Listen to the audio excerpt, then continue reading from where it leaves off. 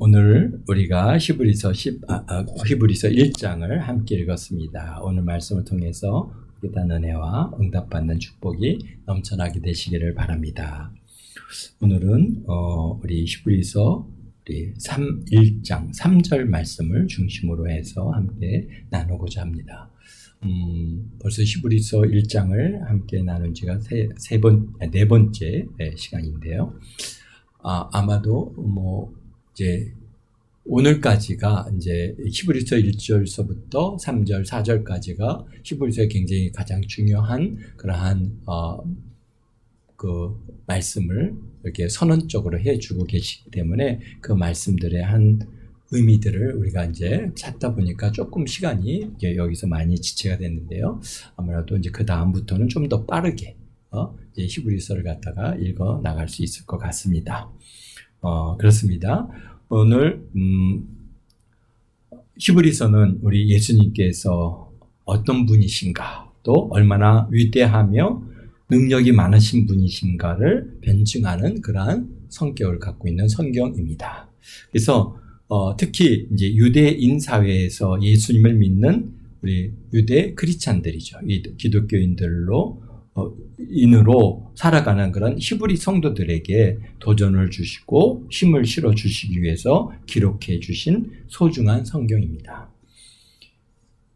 유대 그리스도인들만 아니라 또 오늘을 살아가고 있는 우리들도 예수님 믿는다는 것 때문에 핍박받고 또 공경에 던져지고 어려움을 당하고 또 힘들어하는 많은 크리스찬들에게 믿음의 주이신 예수님께서 바로 하나님의 영광의 광채시고 그 본체의 형상이시며 곧 하나님의 아들이시며 창조주이시며 또 우리의 조물주가 되시는 그런 분이심을 갖다가 계속해서 우리에게 증거해 주심으로써 우리가 믿는 그런 예수님이 그저 그냥 어떤 선지자 같은, 또 여기서 계속 이제 천사에 대한 얘기들을 하시는데요. 그런 천사보다도 월등하게 좀 위대하신 분이고, 사실 그렇습니다. 천사는 뭐예요? 피조물이죠. 만들어진 우리와 같은 그런 피조물이고, 예수님은 어떤 분이세요? 창조주이시고 조물주이십니다. 그러니까 본질적으로 이거는 완전히 다른 겁니다. 우리와 이런 모든 우리가 보여지는 모든 물건들이 우리와 본질적으로 완전히 다르죠. 저것들은 다 우리가 필요해서 만든 것이고, 그래서 우리가 필요에 따라서 그것을 사용하는 것이고, 만약에 그런 필요를 갖다 제대로 채우지 못한다면 우리가 필요 없을 때는 버려버리는 것이죠. 그렇기 때문에 우리가 천사가 대단한 인물로, 대단한 존재로 우리 사람들은 생각하죠. 왜냐하면 우리보다 월등한 단계에 있는 그런 초월적인 존재이기 때문에 천사를 갖다가 굉장히 숭배도 하고 대단한 인물로 그렇게 섬기지만은, 그러나 예수님께서는 그런 천사들과 비교할 수 없는 그러한 본질적으로 완전히 다르신 분이고, 그분은 왜? 창조주이시기 때문이다. 우리 천사도 만드신 그런 분이시다라고 하는 것을 오늘 우리에게 그래서 말씀하시면서 그분은 하나님의 영광의 광채시고 그 본체의 형상이시다라고 하는 말씀을 갖다가 3절 앞절 에서 말씀해 주고 계십니다. 참, 그래서 이 예수님을 꼭 붙잡고 믿음으로 잘 승리할 것을 권면해 주시는 내용이 히브리서 안에 다 담겨 있습니다. 지난 시간에 예수님께서 하나님의 영광의 광채시요 그 본체 형상이시다, 곧 하나님이심을 갖다가 함께 나누었습니다. 예수님께서 2절에 모든 세계를 지으셨느니라 말씀하신 것 같이 천하 만물을 창조하셨습니다. 그러므로 피조물인 우리는 창조주, 바로 조물주의 뜻을 따라 사는 것이 마땅한 일인 것입니다. 우리가 생각할 때는 그래서 예수님은 믿어도 되고 안 믿어도 되고 그런 분이 아니라 우리 이런 피조물인 우리 사람은 예수님을 갖다가 믿고 하나님을 따라 살아가야 된다고 하는 사실을 갖다가 우리가 그는 당연히 해야 할 일인데, 만약에 그렇게 하지 않는 사람들은 하나님께서 보시기에 너는 나하고 아무 관계가 없다라고 해서 그런 것들은 다 어떻게 한다고요? 싹 미리 걷어서 다 불에 던져지고 불로 태워서 그래서 불 가운데 그들이 고통하며 살게 되는 그런 심판을 받게 된다고 하시는 그런 말씀이 성경 전체 내용의 바로 주제인 것입니다. 그렇기 때문에 우리가 참 사람들은 계속해서 제가 반복해서 얘기하지만 일반 사람들은 그냥 예수님을 믿어도 되고 안 믿어도 되고 오늘 교회 끊었어요. 교회 끊는 게 그래서 무슨 학원 끊는 것처럼 이제 교회를 갔다가 안 다닌다고 그런 얘기들을 갖다가 하는 아이들을 보면은 참 너무 마음 아프죠. 그렇습니다. 그게 생명이고 우리가 정말 놓쳐서는 안 될, 이 세상에 많은 일들이 있지만은 정말 놓쳐서는 안 될 바로 생명을 그들은 스스로 끊었어요. 라고 얘기를 갖다가 하는 것이 얼마나 참 두려운 일인지 우리가 히브리서를 통해서 내내 그런 말씀들을 우리에게 주고 계신 것입니다. 그래서 우리가 조물주이신 예수님의 그러한 뜻을 따라서 사는 것이 마땅한 일인 것입니다. 그런데 오늘 더 놀라운 말씀을 갖다가 하고 계신데요. 뭐라고 말씀하시면 여기서 보니까요. 3절에 우리 중반에 보니까 그의 능력의 말씀으로 만물을 붙드시며 라고 말씀하고 계십니다. 그래서 참 이 말씀을 대할 때 어떻게 우리 히브리서를 갖다가 기록하신 우리 사도 바울께서 어떻게 이런 것을 알고 정말 그분이 정말 이런 것이 무엇인가를 그 근본적인 세계를 갖다가 다 알고 쓰셨을까? 아니면 성령께서 감동하셔서 그분을 하여금 기록하게 하셨을까? 그런 많은 생각을 갖게 하는데요. 그렇습니다. 우리가 이제 왜냐하면은 우리가 그 과학이 발전하니까. 과학이 발전해서 우리가 이제 이 천체와 모든 이 지구와 모든 물체들이 어떻게 그렇게 유지하고 있는지 그 원리들을 갖다가 이제서야 조금씩 알아가고 있습니다. 물론 다 아는 건 아니죠. 그러나 어쨌든 간 많은 부분들을 갖다가 우리가 전에 비해서 많이 알고 있는데요. 그래서 그 천하 만물을 창조하셨을 뿐만이 아니라 또 어떻게 한다? 그 천하 만물을 존속할 수 있도록 붙들고 계시다는 겁니다. 어떻게 해요? 그분의 능력의 말씀으로. 왜? 말씀으로 모든 것들을 다 창조하셨잖아요. 말씀은 곧 능력이시거든요. 그래서 그의 능력의 말씀으로 만물을 붙들고 있습니다. 붙들고 너 이렇게 하고 있어. 너 이렇게 꼭 이렇게 잘 이거 지키고 있어. 지키라고 우리에게 그냥 너 이렇게 해라고 하는 걸로 하는 게 아니라 그것을 그렇게 움직일 수 있도록 그렇게 붙들고 계시다는 겁니다. 오늘날 과학이 발전하면서 온 천하 만물이 뭐가 있다는 걸 알게 됐어요? 뭐가 있다는 걸 알게 됐죠? 사과가 딱 떨어졌어요. 왜 떨어졌죠? 뭐가 있어서 떨어졌죠? 만우인력. 그렇죠. 만우인력으로 서로 붙들고 있어서 지금 이렇게 존속하고 있다고 하는 사실을 우리가 지금 알고 있습니다. 만약에 지구상에 만우인력이 없다면은 우리는 지금 어떻게 될까요? 그냥 지구가 빙글빙글 도니까 우리는 바깥으로 다 튕겨나가고 말 겁니다. 이 지구상에 우리가 붙어서 살아갈 수가 없는 거죠. 그러니까 참 이렇게 우리가 지구상에 붙어서 그냥 편안하게 이렇게 살아가는 것도 지구가 우리를 다 이렇게 끌어당기고 붙들고 있기 때문에 그렇게 우리가 살아갈 수 있다고 하는 사실입니다. 그래서 우리가 전에도 함께 나눴듯이 온 세상은 정말 어떤 면에서 이 지구, 이 우주가 어떻습니까? 그게 대단히 크고 이 지구에는 이 우주에는 많은 별들이 있지만은 실질적으로 이 우주를 갖다가 이제 질량으로만 다 이렇게 압축을 하게 되면은 사실은 그게 얼마의 양이 될지 정말 조그마한 미세한 양으로 줄어들고 만다고 한다는 사실을 갖다가 우리가 이렇게 나눴는데요. 그렇습니다. 사실 이 우주 만물이 다 이게 뭐로 돼 있어요? 우리 볼 때는 꽉 차 있는 것 같지만은 다 텅 비어 있습니다.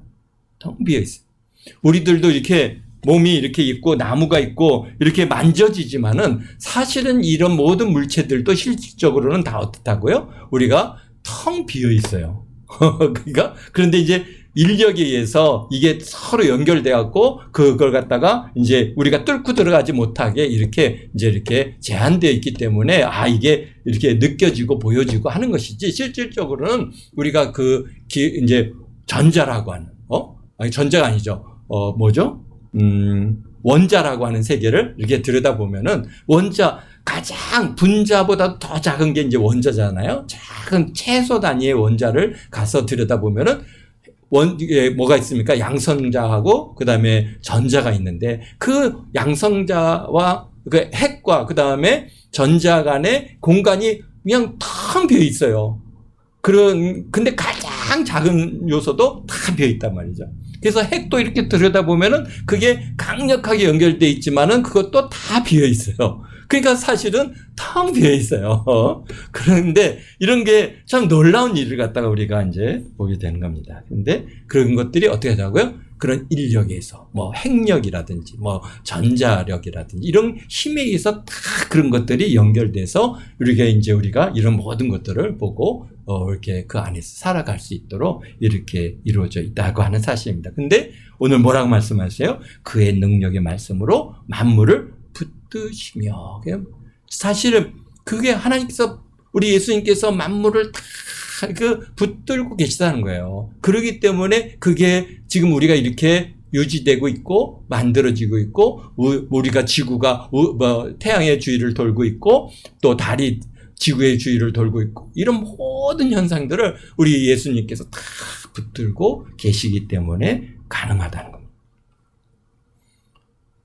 그래서 이런 핵과 전자를 붙드는 힘이 결국 인력을 형성해서 지금 이렇게 건물도 있고 나무도 있고 산도 있고 지구도 있고 온 우주 만물이 다 있는 것입니다. 그래서 온 우주로 이렇게 유지하고 움직임 속에서 인력이라고 하는 힘으로 붙들고 있기 때문에 유지가 되는 것입니다. 그런데 정말 놀라운 것은 바로 히브리서를 기록하신 우리 사도 바울께서 이런 과학적 원리를 갖다 사실 그때는 몰랐어요. 그런데 지금부터 2000년 전이니까요. 히브리서를 기록하면서 이 놀라운 원리를 그분께서 알고 성경에 기록하셨다는 거죠. 그러니까 이거는 하나님께서 성령을 감동해서 성령을 통해서 하나님께서 그에게 지혜를 주셔서 그러니까 하나님만이 아시는 일이었어요. 그때는 그런 일을 갖다가 기록하게 하셨다는 것은 전적으로 이게 참 히브리서가 결코 물론 이제 사도 바울께서 기록하셨지만은 그러나 사도 바울 개인의 생각이 아니라 바로 하나님께서 우리 사도 바울을 통해서 우리에게 주시는 메시지 중에 하나라고 하는 사실을 이런 데서 발견하게 되는 겁니다. 그래서 그런 만유인력조차도 하나님께서 사용하시는 도구라는 것을 우리가 알아야 됩니다. 만물을 붙드시는 능력도 그의 능력의 말씀으로 유지하고 있다라고 하는 것입니다. 그의 능력의 말씀을 거두시면 천하 만물은 다 어떻게 되는가요? 안개같이 사라진 것입니다. 우리가 그런 게 우리가 전에도 얘기하잖아요. 우리가 전자석이 전기를 딱 가하면은 아주 강력하게 서로 늘어붙죠. 그런데 전기를 딱 끊으면은 그냥 떨어져 버리는 거예요. 우리가 생각할 때는 거기에 전기라고 하는 것 외에는 아무것도 없어요. 그런데 그게 강력한 그런 전자석이 되기도 하고 그냥 쇳덩어리가 되기도 하는 것을 갖다가 보면서 만약 그렇게 하나님께서 우리 이 모든 만물을 하나님의 말씀의 능력으로 딱 쥐고 있다가 그걸 갖다 딱 놓으시면은 그런 붙드는 힘이 싹 사라지면 그냥 우리는 싹하니 다 분해돼서 없어지고 마는 것입니다. 그래서 참으로 이게 만물을 붙드시는 능력도 그분의 능력의 말씀으로 유지하고 있다는 것입니다. 그의 능력의 말씀을 거두시면 온 천하 만물이 안개같이 사라지고 말 것입니다. 이런 전지전능하신 하나님께서 말씀이 육신이 돼서 우리 가운데 거하신 그분이 누구시라고요? 바로 예수님이시라고. 그런데 여기서 말씀하십니다. 뭐라고 말씀하시면 죄를 정결하게 하는 일을 하시고 라고 말씀하십니다. 그러니까 죄를 정결하게 하시는 일을 하셨다라고 하십니다. 예수님께서 말씀이 육신에 대해서 우리 가운데 오신 주된 이유는 사실은 그분은 하나님의 형상이시고 본체의 형상이시고 그 다음에 하나님의 영광의 강체이시고 다 이런 것들은 사실은 어떤 면에서는 예수님이 어떤 분이다라고 하는 것을 갖다가 그분이 능력이 있으신 분이다라고 하는 것을 우리에게 이렇게 알려주시고자 하는 거지만은 그러나 왜 그 예수님께서 이 땅에 말씀이 태초에 말씀이 있는 말씀이 곧 하나님이신데 그 하나님께서 이 육신으로 이 땅에 육신이 돼서 이 땅에 오신 그 주된 이유가 뭐냐? 바로 뭐예요? 바로 죄를 정결하게 하기 위해서 오셨다는 거예요.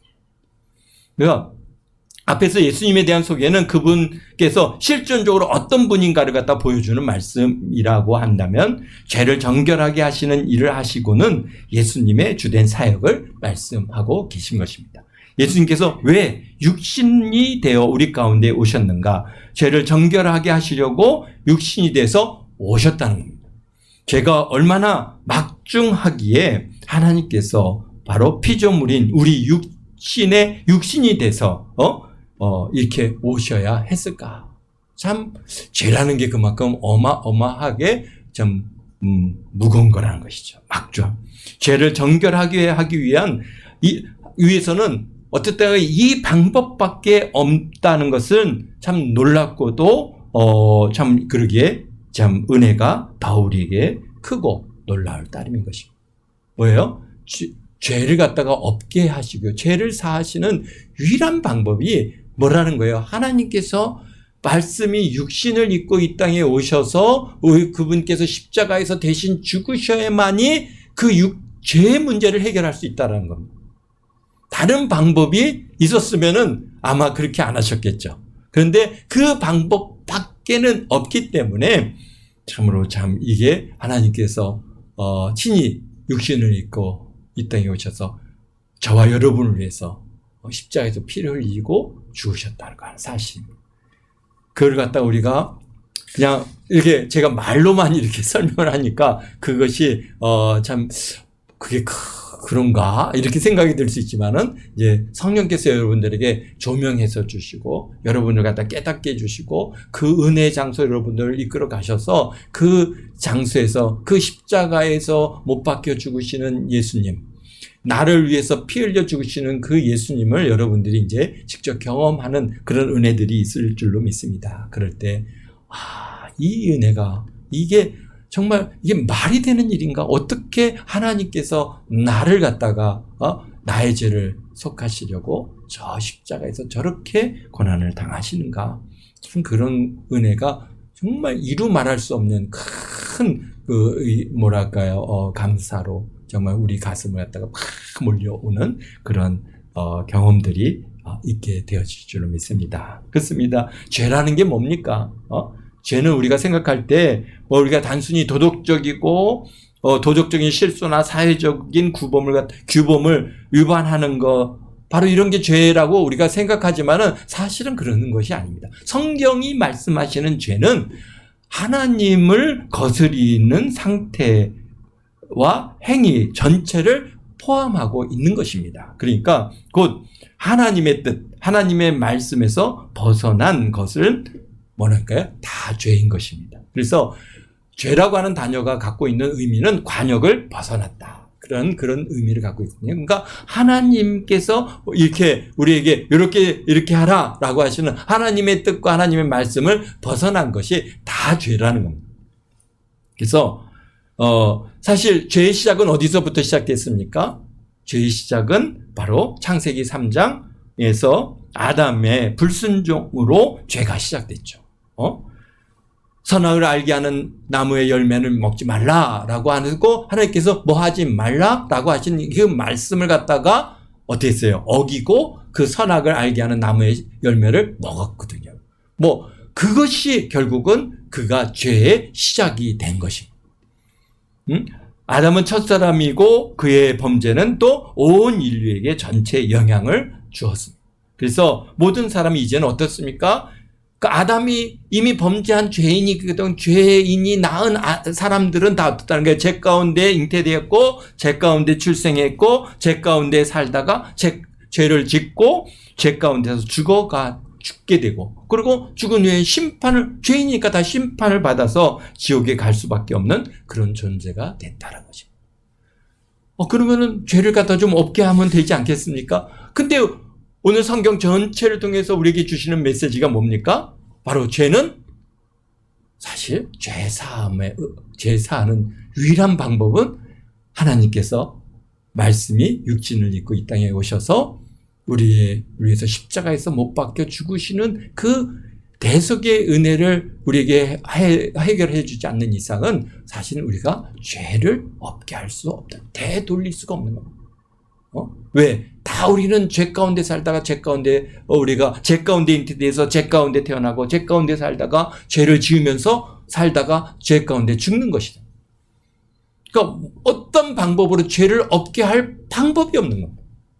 그렇습니다. 그래서 인간은 죄를 지어서 죄인이 된 것이 아니라 사실 실질적으로 우리가 태어나면서 죄 가운데 죄인으로 태어나는 겁니다. 그래서 죄인이기 때문에 죄를 짓는 존재가 됐다라는 것을 우리가 알아야 되는 것이죠. 근데 사실 우리가 이것을 깨닫기까지는 생각보다 많은 시간들이 필요하고 정말 특별한 은혜가 아니면은 사실 이거 나는 죄인이다. 이것이 이게 뭐랄까 인정되어지지 않는다는 것이죠. 왜요?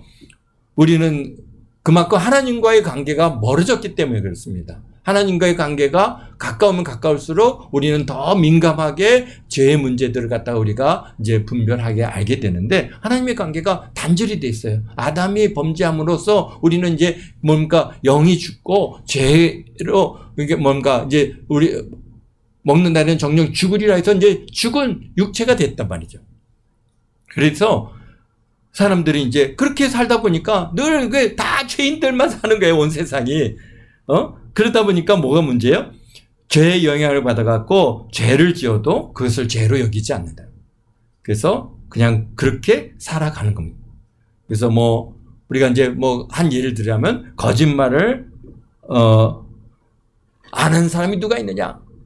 다 거짓말하고 살고 속이지 않는 사람이 어디 있어? 그러면서 다 누구나 다 그렇게 사는 거 아니야? 그러면서 뭘 합니까? 정당화를 시키는 것이죠. 사실은 우리 안에 하나님께서 우리에게 양심을 주셔서 양심을 통해서 죄의 문제를 갖다가 지적을 하시는데 그런데 이제 그것을 자꾸 무뎌지는 왜? 이제 어렸을 때는 좀 그런 것들이 훨씬 더 민감하기 시작하는데 나이가 들어가면 갈수록 더 무감각해지고 누구도 죄를 짓고 또 본인도 죄를 지은 것을 깨달았는데 그런데 그냥 지어보는데 특별히 누구 눈치만 누가 이렇게 알지만 않으면은 그냥 괜찮더라 그러면서 이제 죄를 갖다 점점 무감각해지는 그런 쉽게 해서 그걸 성경은 뭐라고 말해요? 우리가 죄에 대해서 화인 맞아가는 그런 사람들이 이제 되어버리고 만 것이죠. 그렇습니다. 이렇게 자신의 행위와 말을 갖다가 말과 생각들을 정당화를 합니다. 그렇게 안 하면 어떻게 살아 이 세상에서? 다 누구나 거짓말하면서 사는 거고 누구나 다 속이면서 사는 거고 필요할 때는 훔치기도 하는 것이지 그러면서 사는 거지 이러면서 사람들은 다 정당합니다. 그래서 여러분들이 이제 세상에 나가서 이렇게 사람들 만나보면은 다 그렇게 특히 이제 장사하시는 분들 이렇게 만나보면은 말은 다 그냥 말할 때마다 모든 것들이 이렇게 거짓말이 담겨 있는 것들을 보는데 또 그분들은 그걸 또 그렇게 해서 사람들을 속이면 잘했다고 그래 잘했다고 생각을 갖다가 한단 말이죠. 왜 그렇겠습니까? 사실은 이제 죄의 문제를 화인 맞아서 그렇다는 것을 우리가 알 수 있습니다. 그렇습니다. 그러나 하나님의 영과 성령께서 우리에게 하나님의 말씀을 잘 조명해 주십니다. 그러면서 그건 죄다. 하나님께서 그런 거 기뻐하지 아니하신다. 하나님께서 우리가 이렇게 생각하고 말하고 행동하고 사는 것을 깨닫게 해 주시면서 그거 이게 죄구나. 이것을 하나님께서 미워하시는구나. 이런 것은 부끄러운 일이구나. 이런 것은 하나님을 기쁘시게 할 수 없는 거구나. 그 알게 되고 깨닫게 되면서 우리는 어떻게 해요? 주여, 저는 죄인입니다. 주여, 저는 죄인 중에 괴수입니다. 우리가 자백하게 될 수밖에 없는 것이죠. 만약에 그런 과정이 없다면은 내가 아직 하나님과 나의 관계를 잘 알지 못하고 있는 것입니다. 그렇습니다. 그래서 죄의 결과는 무엇입니까? 바로 하나님과의 관계를 파괴하고 단절시키는 것입니다. 그래서 영적인 죽음인 것이죠. 그래서 에베소서 2장 1절에 영적으로 죽었다는 말씀입니다. 또 인간의 내적인 파괴입니다. 바로 왜곡된 자아 인식으로 죄책, 두려움을 자기 합리화 또는 정당화로 그것을 갖다 무마시킵니다. 그리고 우리는 사람들은 다 방어 기제가 있습니다. 그래서 내가 뭔가 무슨 어떤 공격을 받거나 내가 불이익을 당하거나 내가 뭔가 위험에 던져질 것 같으면은 우리는 그냥 자연스럽게 그거에 대해서 방어 기제를 통해서 방어를 합니다. 어떻게 해요? 거짓말하는 것이죠. 너 뭐 이해했지? 그러면 제가 안 했는데요. 했으면서도 일단은 제가 모르는데요. 저 안 했는데요. 그러면서 그렇게 먼저 대답이 나도 모르는 사이에 나가는 겁니다. 그러면 이제 우리는 어떻게 돼요? 그렇게 하면 빨리 돌아서 회개해야죠. 그런데 사실 우리들도 저도 마찬가지고 아마 여러분들도 어떤지 모르겠으면 그냥 누가 너무 했지 그러면 아닌데요. 제가 안 했는데요. 먼저 나도 모르는 사이에 그런 얘기가 나가는 걸 보면서 참 나도 아직도 멀었구나 이런 생각을 갖다가 많이 갖게 되는데요. 빨리 그럴 때는 돌아서서 회개하죠. 하나님 참 제가 진실하지 못했습니다. 회개합니다. 용서하여 주옵소서 하고 우리가 회개하는 그래야 우리의 이러한 마음들이 사단이 다음에 더 깊이 우리를 갖다가 공격해오는 길을 막을 수가 있습니다. 그렇습니다. 그러면서 우리가 또 한 예로 아담이 그러지 않았어요? 아내가 줘서 먹었습니다. 여자는 뱀이 꿰서 먹었습니다. 그래서 자신의 잘못과 죄를 갖다 인정하는 게 아니라 자꾸 정갈합니다. 누구 때문에 누가 그래서 누구한테 속아서 우리가 이렇게 그런 나의 죄를 행한 행위를 갖다가 왜 회개해야 되는데 그것을 회개하지 않고 자꾸 누구 때문이라고 전가하는 것. 이런 것들이 결국은 하나님께서 가장 싫어하는 일이라고 하는 사실을 우리가 이제 그런 것들을 알게 되는 것이죠. 그렇습니다. 그래서 그게 바로 인간의 내적인 파괴가 오는 것입니다. 또 창조 세계가 훼손이 됐어요. 그래서 이 모든 창조 세계가 어땠습니까? 아담과 하와가 살던 그 에덴 동산이 그렇게 아름다웠던 에덴 동산, 이 지구상에서 지금 찾아볼 수 있습니까? 다 파괴가 돼서 다 없어졌어요. 그 얼마나 아름다운 장소였겠습니까? 대략 어디쯤이었을 것이다 사람들은 생각하지만은 정말 지금 그 장소에 가보면 정말 모든 것도 황량하고 방패하고 이것이 바로 에덴 동산이었을까라고 그렇게 여겨질 만큼 그렇게 많이 황폐되어져 있습니다. 그렇습니다. 그래서 찬한 만물들이 하나님을 찬양하고 기뻐해야 하는데 모든 피조물들이 어떻게 하고 있어요? 탄식을 하고 있다라고. 로마서 8장 20절 22절에 탄식하고 있는 그 모습을 갖다가 기록하고 계십니다. 그 다음에 또 죄의 결과는 심판과 사망인 것이죠. 그런데 문제는 우리 인간이 스스로 죄의 문제를 해결할 수 없다는 것이 그게 가장 이게 큰 문제인 것이죠. 참 사람이 어떻게 죄의 문제를 그래서 온 세상에 우리 정말 하나님께서 세우신 이 참 그리스도의 그런 은혜의 복음 위에 많은 종교들이 있잖아요. 그 종교들이 다 뭐 하는 거예요? 다 그게 자기 스스로 뭔가 죄를 갖다 이 죄의 문제를 해결해서 내가 한번 천국 가보겠다. 극락왕생해 보겠다. 다 사람들이 만들어 놓은 방법이에요. 그래서 어떤 사람은 돌을 닦으면 갈 수 있지 않겠느냐. 또 어떤 사람은 뭘 하면 할 수 있지 않느냐. 어떤 사람들은 금식을 하면 할 수 있지, 혹시 또 할 수 있지 않느냐. 이 온 세상에 또 어떤 사람들은 또 내가 이렇게 지혜를 가지고, 깨달음을 가지면은 내가 또, 천국에 갈 수 있지 않겠느냐. 이런 모든 정말 하나님께서 주신 우리 그리스도교의 오직 예수 십자가 위에 모든 것들은 다, 어떻습니까? 자기 나름대로 그런 인간의 힘으로 한번 죄의 문제를 해결해 보겠다고 그렇게 만들어 놓은 것이라고 하는 사실을 우리가 이제 그게 전에는 그런 분별력이 없었는데 이제 우리가 신앙을 가지고 하나님의 말씀으로 이제 훈련돼서 그것들을 이렇게 비춰보면은 정말 안타깝죠. 좀 죄 문제 해결해보겠다고 그냥 그 불상 앞에 가서 1000번째, 108배를 하고 또 3000배를 하고 그러면은 죄 문제가 해결될까요? 그러면 극락왕생할 수 있을까요? 그런데 그렇게 가르치고 있어요. 그런데 또 그렇게 가서 해요. 참 안타깝죠. 돌멩이한테 가서 콱 빌어요. 나무한테 가서 콱 빌어요. 그러면 뭔가 해결이 되겠습니까?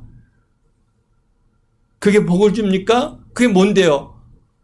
우리보다 더 못한 천하 그런 돌멩이 미생물이고 뭐 말을 할 수 있습니까? 움직일 수 있습니까? 뭐가 그게 우리에게 복을 줄 수 있겠습니까? 그런데 사람들은 그렇게 죄의 문제를 해결해 보겠다고 거기에 매달리고 있어요.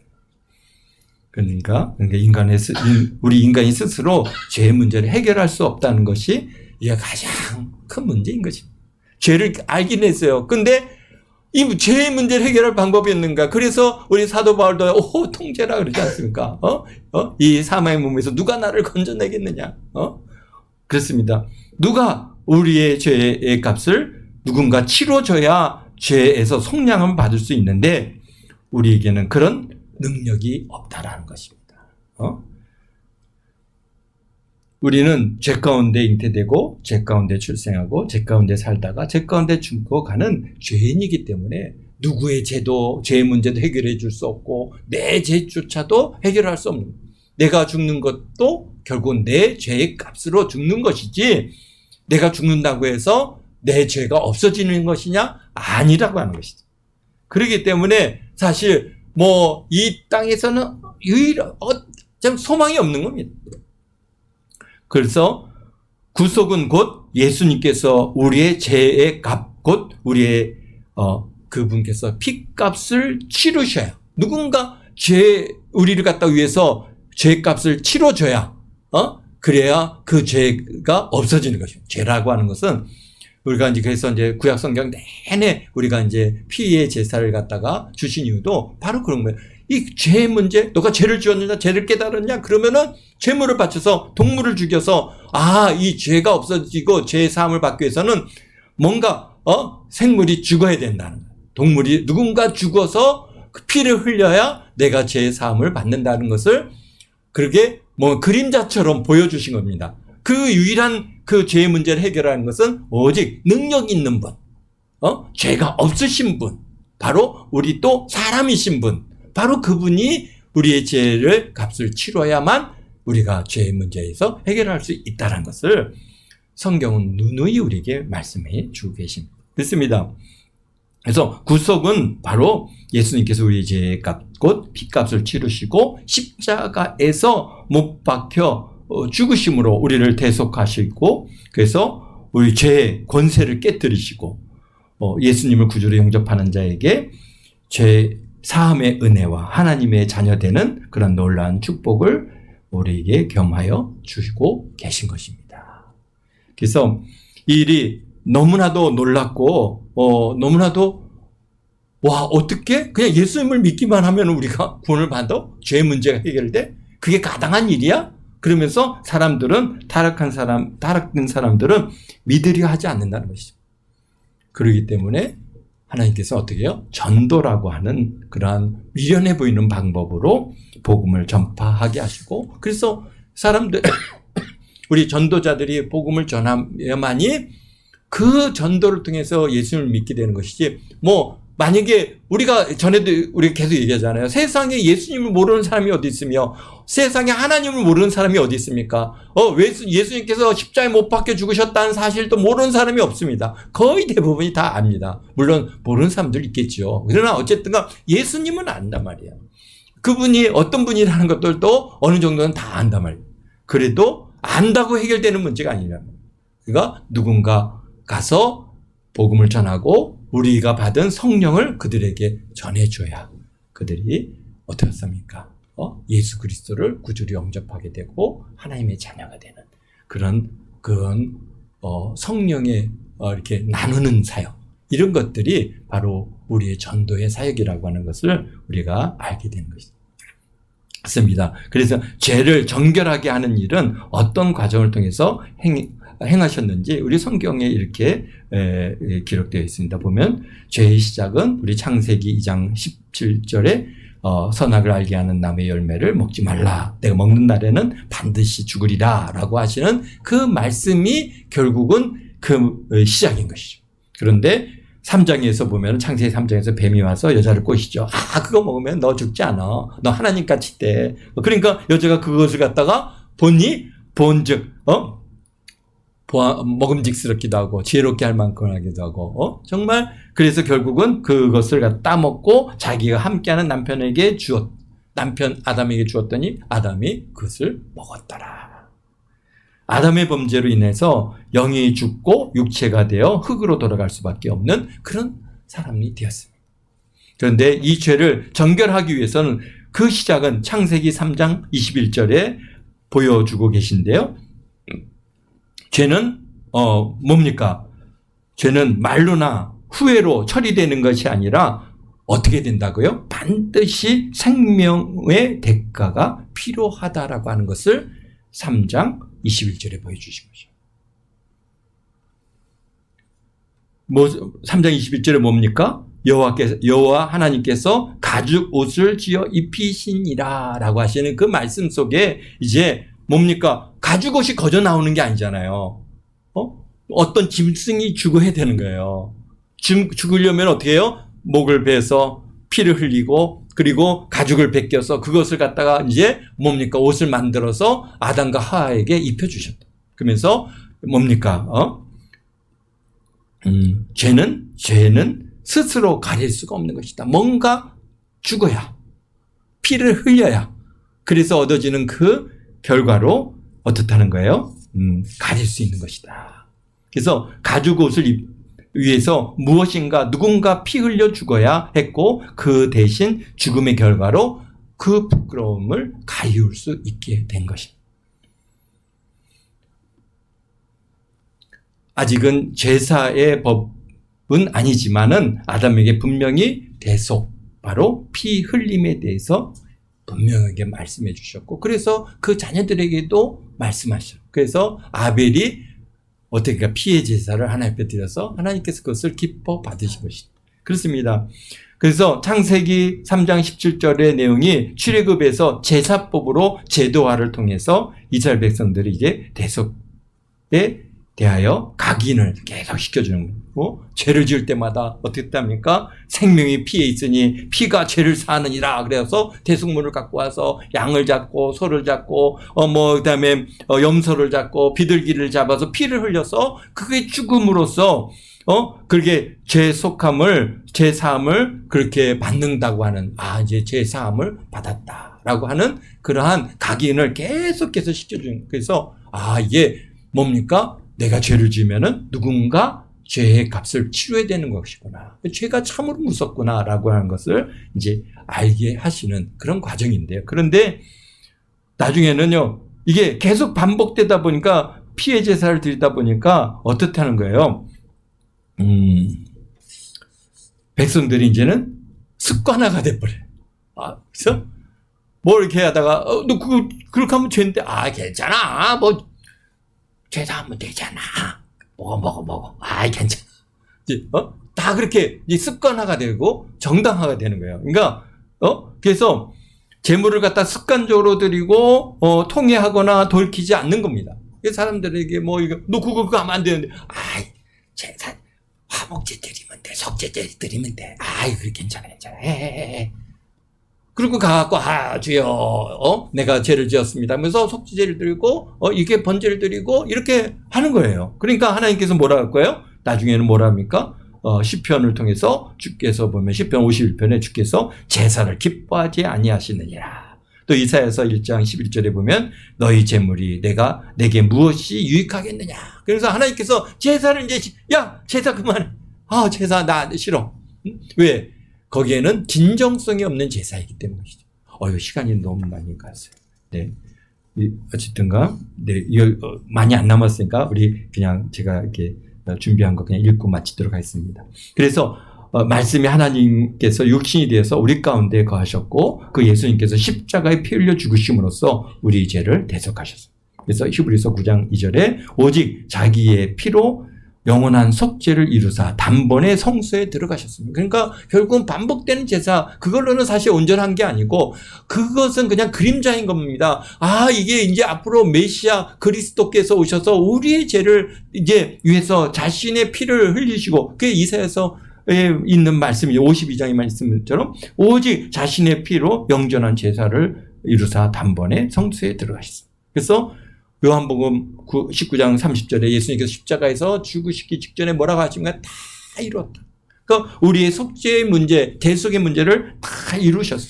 그래서 십자가에 못 박혀 피 흘려 죽으심으로써 죄를 정결하게 하시는 일을 완성하셨습니다. 이제는 예수님께서는 구주로 영접하는 자, 죄 사함을 받고 하나님의 자녀 되는 권세를 받게 되었습니다. 그렇습니다.